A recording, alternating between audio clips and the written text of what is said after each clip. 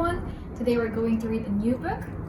It's called The Invisible Boy by Charlie Ludwig. Let's start.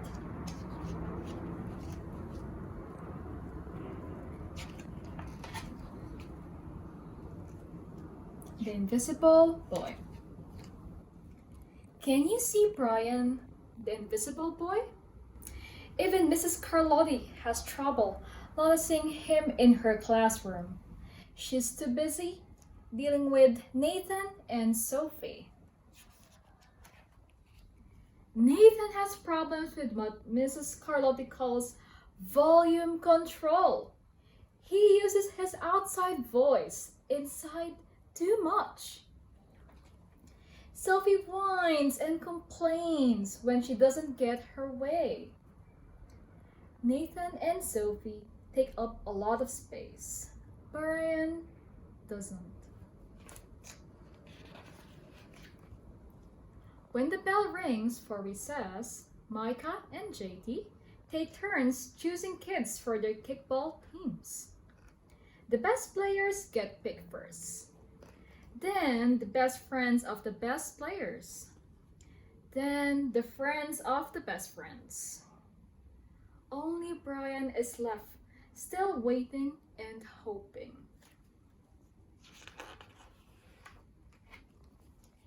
JT glances in Brian's direction and just as quickly looks away. We've got enough players for each team, he tells the others. Let's play ball. In the cafeteria, Madison and her friends talk about her birthday party. The rope swing was over the pole was awesome, says JD. Yeah, so was the water slide, adds Fiona. That was the best pool party ever. I'm so glad you guys had fun, says Madison. Everybody did except Brian. He wasn't invited.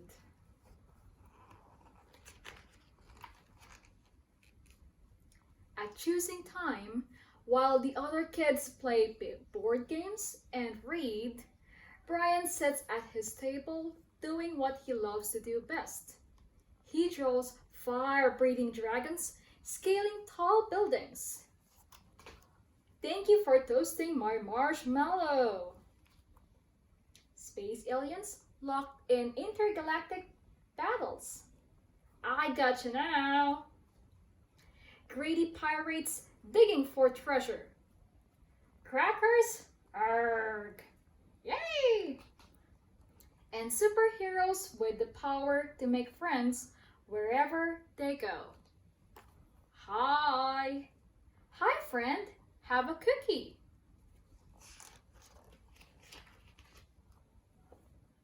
One Monday morning, Mrs. Carlotti introduces Justin, a new student, to the class.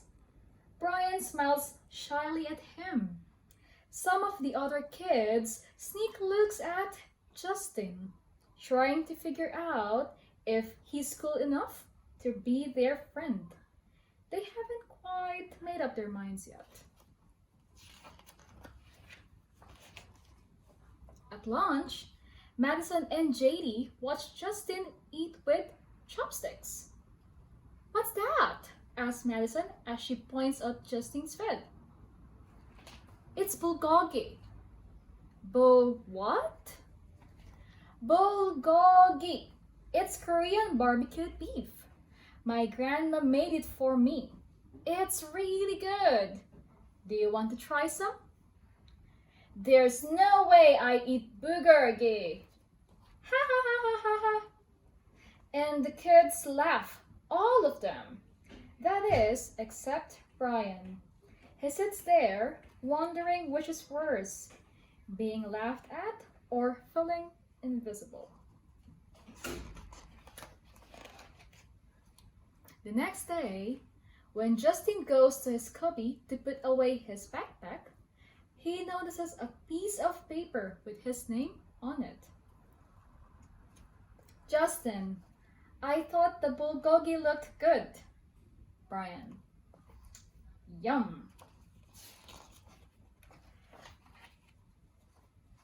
At morning recess, Brian finds a piece of chalk on the ground and starts throwing away.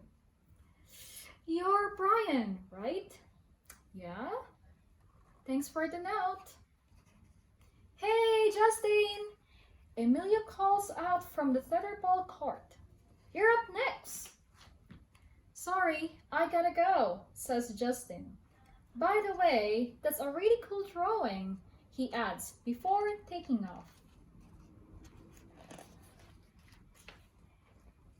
Back in class, Mrs. Carlotti asked the kids to team up in 2s or 3s for a special project.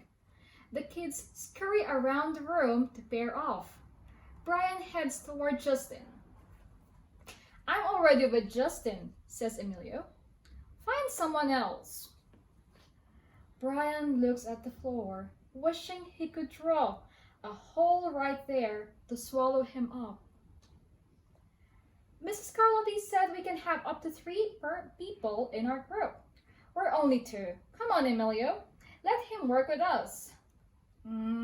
Okay, I guess.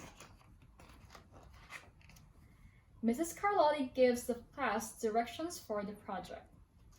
Your assignment is to work together to write a story about what you see in that photograph. Use your imagination and have fun. Whoa, cool, says Emilio. What kind of people do you think would live in houses like this? I don't know, but I bet Brian could draw them to go with our story, says Justin. Brian smiles as he takes out his lucky pen.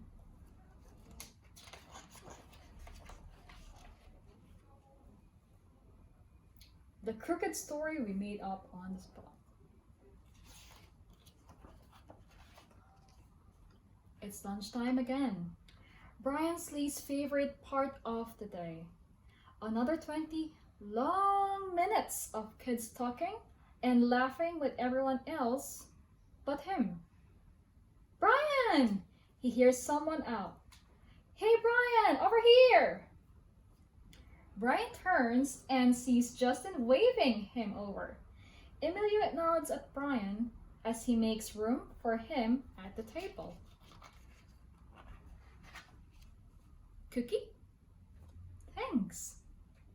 Maybe, just maybe, Brian's not so invisible after all. That's the end of our story. So, how did you like this story? Was it good? See you next time. Goodbye.